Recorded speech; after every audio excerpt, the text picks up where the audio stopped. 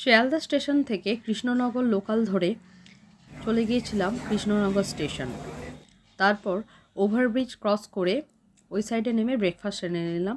যেহেতু অনেক সকালে বেরিয়েছিলাম তাই খুব খিদে পেয়ে গিয়েছিলো।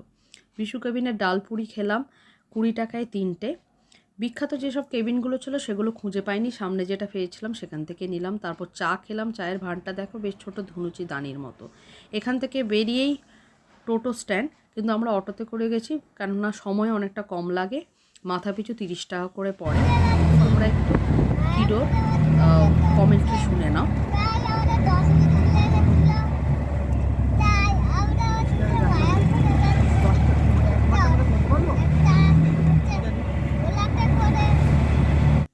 অটো থেকে নেমে একটা স্বল্প পরিসর রাস্তা ধরে পৌঁছে গেলাম স্বরূপগঞ্জ হুলোর ঘাট। এখানে টিকিট লাগে মাথা পিছু 3 টাকা করে। নদীর পরিসরটা খুবই স্বল্প, সেজন্য সময়ও লাগে ভীষণ অল্প।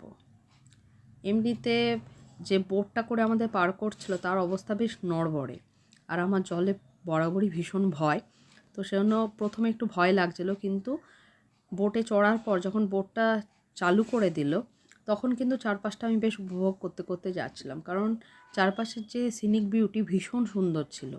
আর বোটটা যত ঘাটের দিকে এগোচ্ছিল জলের গভীরতাটা কমে আসছিলো, আর ভেতরে শ্যাওলাগুলো দেখা যাচ্ছিলো, সেটা ভীষণ সুন্দর লাগছিল।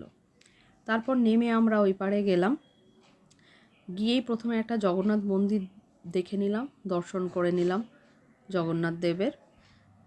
এখানেই বাস স্ট্যান্ড আছে যেখানে বাসে করে মায়াপুর যাওয়া যায়, কিন্তু বাসগুলো বেশ ভিড় ছিল বলে বাচ্চা নিয়ে আমার একটু অসুবিধা হবে, তাই আমরা টোটোটাই প্রেফার করেছিলাম।